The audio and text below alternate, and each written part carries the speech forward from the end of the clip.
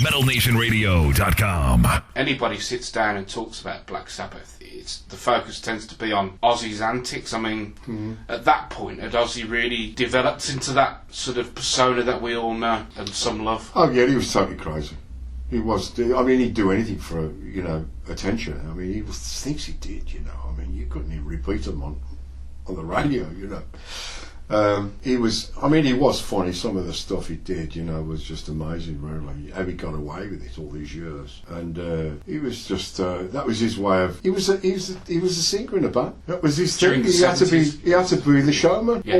He lived the life as a showman on and off stage. I mean, that's the way he was. So he's constantly like that. Oh yeah, he was like that all the time. He was just non-stop, He could. I went to a party. In fact, there's a recording somewhere. I went to a party with New Year's Day.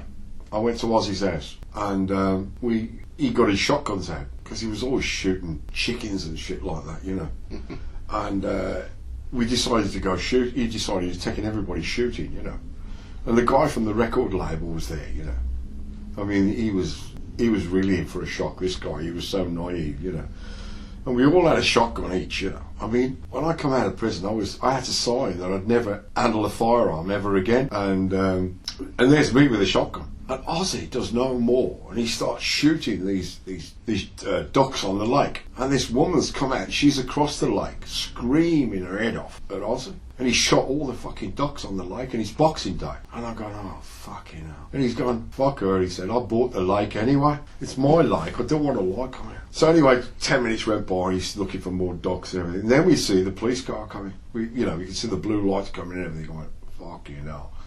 And they all legged it.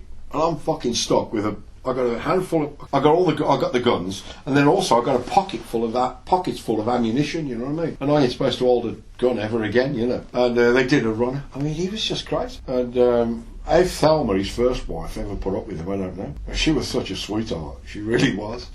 And so, there's loads of stories I've got. But a lot of it was done. I mean, we get Sharon, he's such a great manager, really. I mean, they all slag her off and everything, but let me tell you, the foresight she's got, I mean, she can turn a disaster into, like, earning $1 million. Very astute woman. Oh, unbelievable. Dad was an arsehole, but, fucking great woman. Funny as fuck as well, I mean, you couldn't go into business with her because she'd have no money because she's too cute. And that's what people knock her for. But you know what? I had some good times with her. I had some good laughs with her. In fact, she pierced my ear. And one night, Tony didn't want his pierced. And I said, well, which side's the gate? She wanted to do mine. I went, no, I ain't having none of that. This is in the 80s. I can't have that. No, the earrings in, you know what I mean? She said, no, it's all the fashion now. And I said, no, I ain't having that. And of course, a few more vodkas. And I said, okay, I want confirmation that the left ear, because she wanted to do me left ear, in the gay side. You know what I mean? Because at that point, it was, one ear meant... It wasn't going to do me any good with all the women, that we were putting at the time. So I didn't want to be known as the gay tour manager. By the way, not road manager, tour manager. And so she pierced me ear. I mean, we did have some good fun up at her house, We used to stay there regularly, me and Tony. And I think she had her eye for Tony, really, And I don't think Tony had his eye for her, But she was a real character, real funny. So let's take it back to sort of 1979, 1980. Just as Ozzy was leaving the band. What caused that to happen? Ozzy wouldn't be turning up and, for different things because he was out of his tree all the time, And he didn't take it as serious. I think really, he was the clown more than anything at that stage. He just enjoyed playing up. Pretty much you can't knock him for that with all the money that they had, and it was play-up time for him, really. Yeah. And he loved it on stage, he was a bit scared when he first went on. I always used to notice that with him. Well, once he was into the swing of things, he was okay on stage, he enjoyed it then. But I think it was the initial, here we go, the intro's on, but that was the way Ozzy was. He was, he never, I don't think he took it as serious as Tony. And Tony was like the leader, really, and Geezer followed, And they were doing all the work. I think that's what it was, really. They were kind of fed up. So did he leave or was he fired? He was really fired, by Tony. He got to the stage that Tony couldn't stand the sight of him, So at that point, obviously with him departing, how did the band feel at that point? Did they think that it was over? Were they wanting to carry on, or...? They all felt the same. Be fair, Bill and Ozzy travelled together everywhere, really, you know. So they were tight. So Bill, yeah, they were really tight together. So Bill was, you know, how can I explain it? It's hard to explain that. Bill was like they were really brothers, really, them two. Mm-hmm.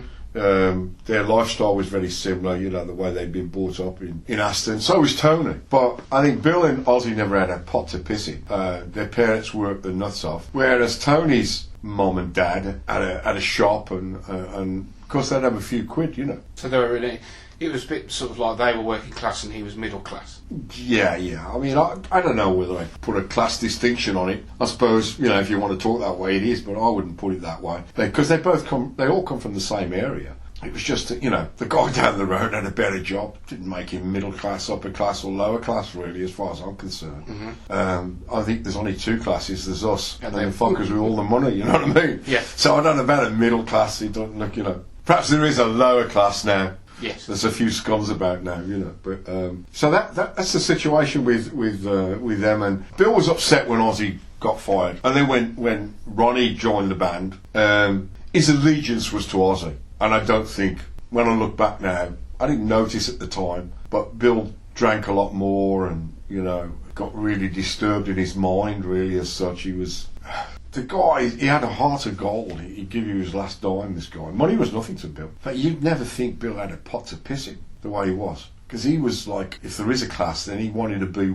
He was proud of being where he came from. He didn't want to be any higher up the escalator than, you know, like the rest of them. Mm-hmm. He was just... Even Ozzy didn't, really. But Bill, especially, didn't want to be at the top of the escalator. He wanted to be working class man. Yeah. And he wouldn't travel first class. He didn't want to travel first class. And he was they used him as a scapegoat in some respects, you know. They used to take the piss out of him and play him up and set him on fire and throw things at him and put mayonnaise in his boots just before he went on stage in his sneakers, you know. I mean, you felt sorry for him sometimes, but you know what? He'd say, "Okay, lads, what's happening?" And he'd get a bit despondent, really, I suppose, if they never did anything to him. So he said, "Okay, what's the matter, mate? What's the matter, mate?" And then if nothing happened, and then he'd put his sneakers on just as he's ready to go on stage, because he'd be there sitting tapping with his sticks. Yeah. You know, and he'd be ready to go before everybody else. And he'd sit there, and then he'd just sit there in his bare feet. Then he'd put his sneakers on, and they'd be full of mayonnaise. And he'd go on stage and play like that. And he'd be squirting out of his boots and everything. I mean, that's how you do it. But he'd still do it. He was like, set fire to him and set fire to his beard, and then they'd all go, well, the waiter would come up, pass, and he goes, "Excuse me, do you have a light?" "Oh, yes, sir. Hang on, can I borrow your lighter?" "Yes." And then just reach over while Bill's talking to somebody and set fire to him. And then, because he was getting, you know, you can imagine what hair's like on a long beard. Yeah.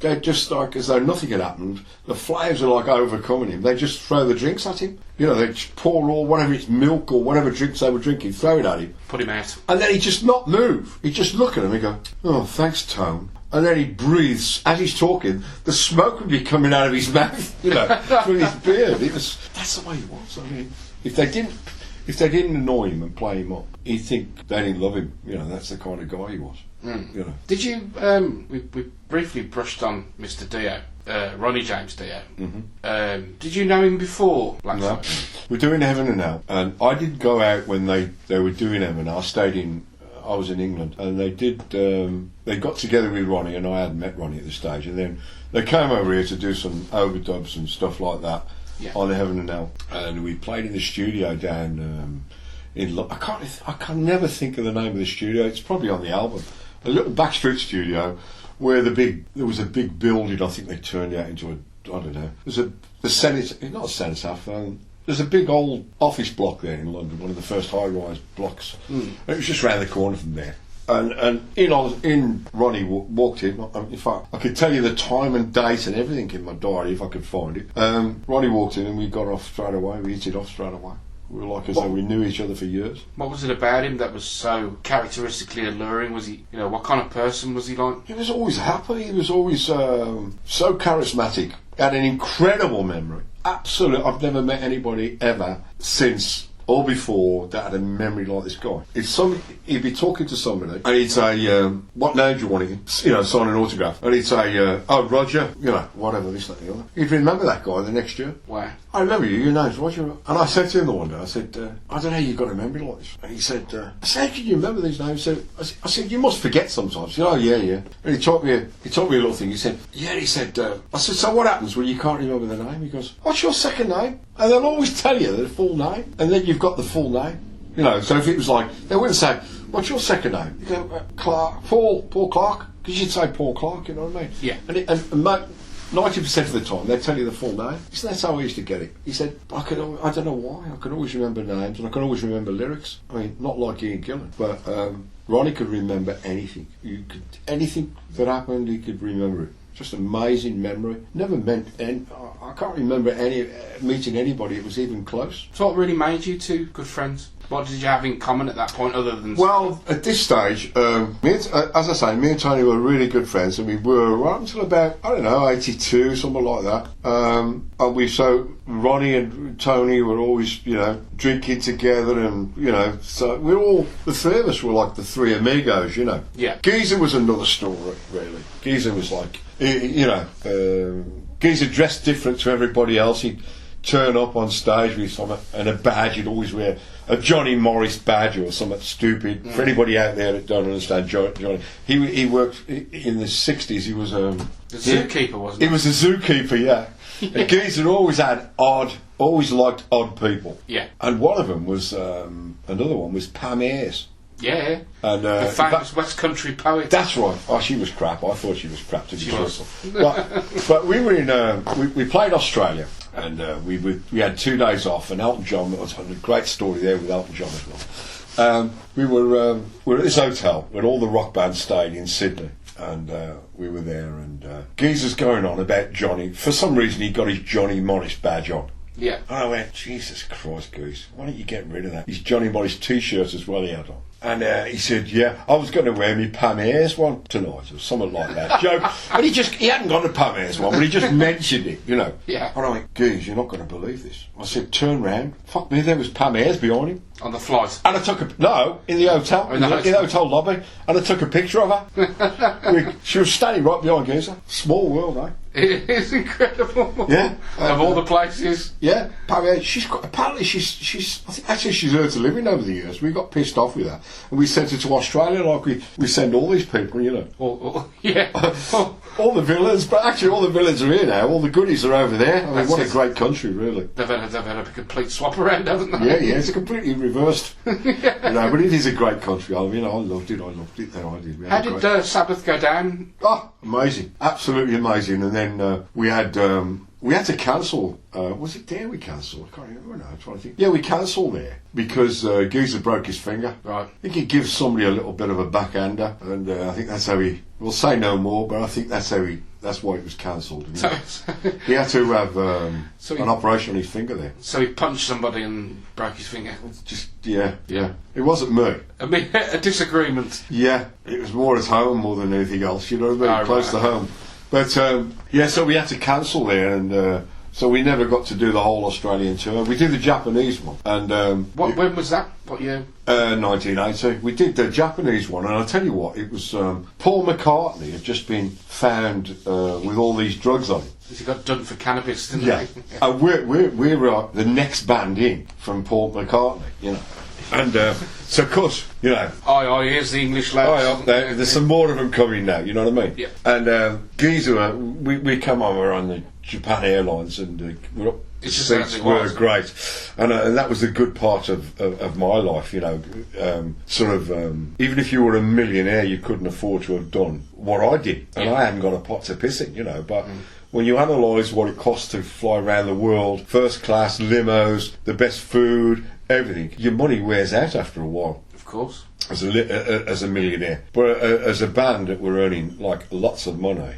it's never ending, So it was a good life. It was a good lifestyle from being, a taxi driver and and did smash and grab brays. It was, what a great life. A world apart, really, isn't it? Yeah, it was a good life, so I enjoyed it. And I'll never forget, we're on the plane and Geezer starts getting a few drinks down him because he now realises, because he's a veggie, he can't eat anything like fish or anything like that. He knows it's all going to be, tempura and all that sort of stuff, and all the well, Japanese basically in stuff. Japan, they take it out to sea, wipe its arse and serve it. That's exactly right. No, I wasn't looking forward to be truthful. But let me tell you, it's the best food I've ever tasted in my life. I love it. And Geezer now is getting really pissed as we're getting closer to Japan. And now he's singing the song that was quite big then. I'm turning Japanese. Yeah, He's fucking singing, I'm turning Japanese. And all these fucking, these birds, every time they serve you a drink, they keep bowing and all that carry on, They're really not. You would never thought there was a war with these people. Mm-hmm. They were amazing. And so anyway, he's singing and then he starts going on about his dad dying